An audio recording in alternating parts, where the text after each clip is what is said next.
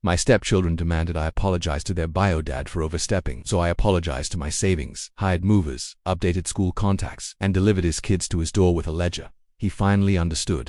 My stepchildren demanded I apologize to their bio dad for overstepping, so I apologized to my savings, hired movers, updated school contacts, and delivered his kids to his door with a ledger. Finally understood. Hello everyone, welcome to Read It Visuals. What's funny? People will treat you like an ATM for years, then get shocked when you close the account. They'll use your love as a doormat, then act confused when you take it back and walk away. My name is Caleb. I'm 42 years old and for 8 years thought I was building a family. Turns out I was just funding someone else's kids while being reminded daily that I didn't matter. This is the story of how I gave 3 ungrateful people exactly what they asked for and watched their world crumble when they realized what they'd lost. Fair warning, this one gets ugly, but sometimes ugly is exactly what people deserve. Let me take you back to when this nightmare began. I met Talia when I was 33. She was 34, divorced with 2 kids, Noah who was 10, and Eva who was 8. Their biological father Aaron was what you'd politely call part-time parent. He'd show up for birthdays and Christmas, take some Instagram photos, then disappear for months at a time. Child support was hit or miss, and visitation was whenever he felt like it. Talia was exhausted working 2 jobs, struggling to keep up with rent, and constantly stressed about money. Kids were good kids. They needed stability. They needed a father figure. I became one. We dated for 2 years before I proposed. During that time, I was already acting like their dad. School pickups, homework help, soccer practice, doctor appointments. I handled it all. I bought Noah his first bike, taught Eva how to tie her shoes, spent countless nights reading bedtime stories and checking for monsters under the bed. When Talia and I got married, I made it official.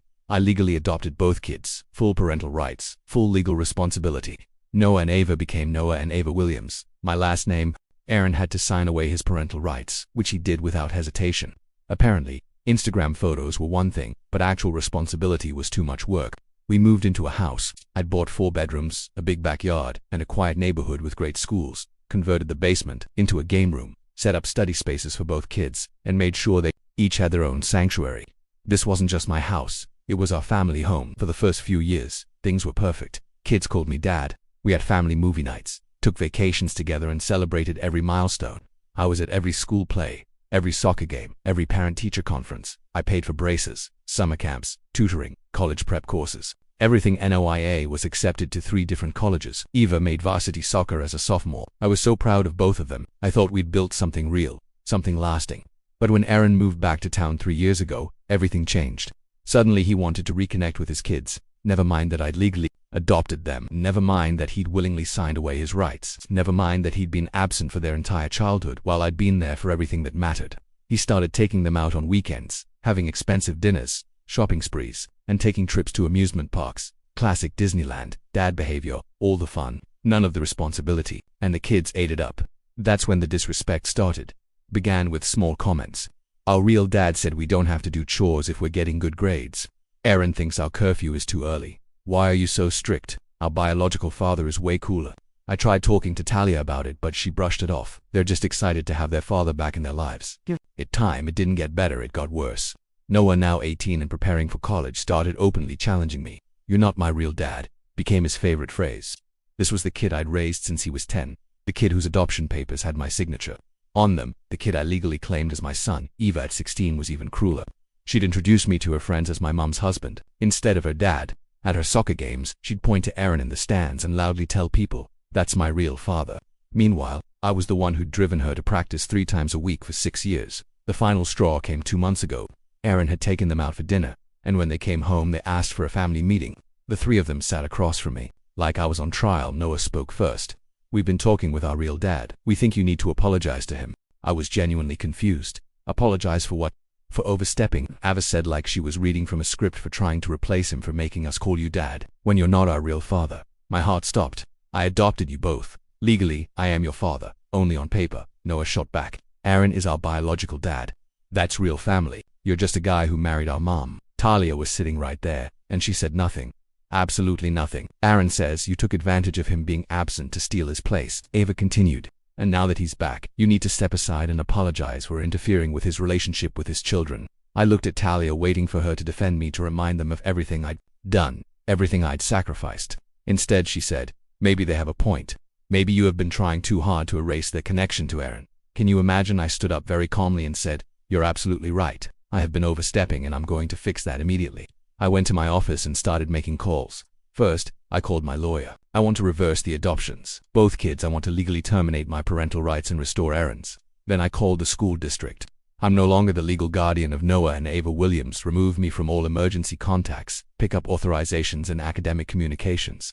Their biological father will be taking over. Next, I called our insurance company. Remove Noah and Ava from my family plan. They're no longer my dependents. Contacted the bank and removed them from my accounts. No more debit cards, no more college funds, no more financial support of any kind. I called Noah's college and canceled his enrollment deposit. Told them his biological father would be handling his education from now on. I canceled Ava's SAT prep courses, her soccer camp registration for summer, and her driving lessons. Then I did something that really drove the home. Printed out every receipt, every bank statement, every expense I'd covered for 8 years. Adoption lawyer fees, medical bills, school supplies, clothes, food, vacations, birthday parties, Christmas, presents, soccer equipment, tutoring, summer camps, college prep, car insurance for Noah, everything. The total was staggering. $347,000 over 8 years, not including the roof over their heads, the utilities, or my time. Put it all in a detailed spreadsheet with dates, amounts, and descriptions. Then I printed 3 copies, one for Aaron, one for the kids, and one for Talia. The next morning, I loaded everything into my truck and drove to Aaron's apartment. He answered the door in sweatpants, confused to see me. "What's up?" he asked. "Congratulations," I said, handing him the folder. "You got your kids back." He flipped through the papers, his face getting paler with each page. "What is this?" "That's what it costs to raise your children for 8 years while you were busy being their real dad from a distance. Hence they're going back to you. I figured you should know what you're signing up for." He looked up, panicked. "You can't just I've already started the legal process to terminate my parental rights and restore yours. The kids are moving in with you this weekend. I live in a 1-bedroom apartment. Sounds like a you problem. You wanted to be their real dad again. Congratulations. You got the job." I left him standing there with his mouth open and the folder in his hands. That weekend I helped Noah and Ava pack their things. They were crying, begging me not to do this, saying they didn't mean it. I was done with their words. I'd heard enough words for 8 years. "You wanted your real dad back," told them calmly. "Now you have him full time." Aaron showed up with a tiny U-Haul looking like he was about to throw up. His 1-bedroom apartment had a pull-out couch and an air mattress. That's where my former kids would be sleeping. The reality hit them immediately. Aaron worked nights at a warehouse. He made $28,000 a year. He had no college fund, no health insurance, no savings. Kids' lifestyle was about to change dramatically. "Where will I go to college?" Noah asked, finally understanding what he'd lost. "Ask your real dad," I replied. Eva was sobbing. "I don't want to leave. This is my home." "No," I said firmly. "This is my home. You made it very clear that I'm not your real family. Real families live together. So go live with your real family." Talia tried to intervene, but I had already served her with divorce papers that morning. "You chose their side." I told her, "You can live with that choice." Literally. The moving truck left that afternoon. The house was suddenly quiet. Over the next few weeks my phone rang constantly. Noah calling from Aaron's couch, begging to come home. Ava crying because she had to change schools and couldn't afford her old activities. Aaron calling me in desperation because he couldn't handle 2 teenagers on his salary. I didn't answer any of them, but I did keep track of what happened next because I'm petty like that. Noah had to withdraw from his college plans because Aaron couldn't afford tuition or even the application fees for financial aid. He's working at a fast food place now, trying to save money for community college. Eva had to quit soccer because Aaron couldn't afford the fees or equipment. She switched to a public school in Aaron district, where she doesn't know anyone, and the academics are subpar. Aaron's landlord evicted them after 2 months because having 3 people in a 1-bedroom violated the lease. They're now crammed into Aaron's mother's basement, 3 generations and 400 square feet. Talia had to move out of the house because she couldn't afford the mortgage without my income. She's living with her sister now, working double shifts to pay for basic living expenses. Kids tried writing me letters, long, desperate apologies about how they didn't understand what they had, how sorry they were, how they'd do anything to come back. I didn't respond to a single one because here's what I learned. You can't unring a bell. You can't unsay hurtful words. You can't undo years of taking someone's love and sacrifice for granted. Those kids had 8 years to appreciate what I was doing for them. Instead, they chose to side with someone who had contributed nothing but DNA. They chose to humiliate me, disrespect me, and demand I apologize for loving them. So I gave them exactly what they wanted, their real dad, full-time with all the limitations that came with him. 6 months later, I got a text from Noah. "I understand now Aaron isn't a real dad. He's just a guy who got mom pregnant. You were my real dad." And I threw it away. I'm sorry, I read it. Nothing, and deleted it. Some lessons cost more than others. Their lesson cost them a father, a home, a future, and a family.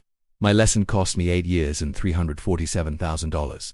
But what? I'd rather lose money than lose my self-respect. I'm dating someone new now, a woman named Sarah, who has no kids and treats me like I'm the most important person in her world. We're happy. We're building something real, something where I'm valued instead of tolerated. Sometimes I drive past Erin's mother's house and see my former family struggling with groceries, looking tired and defeated. Part of me feels bad.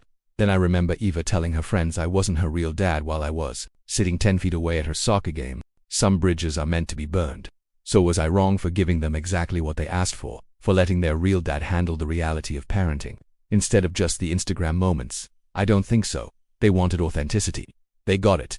They wanted their biological father. They got him.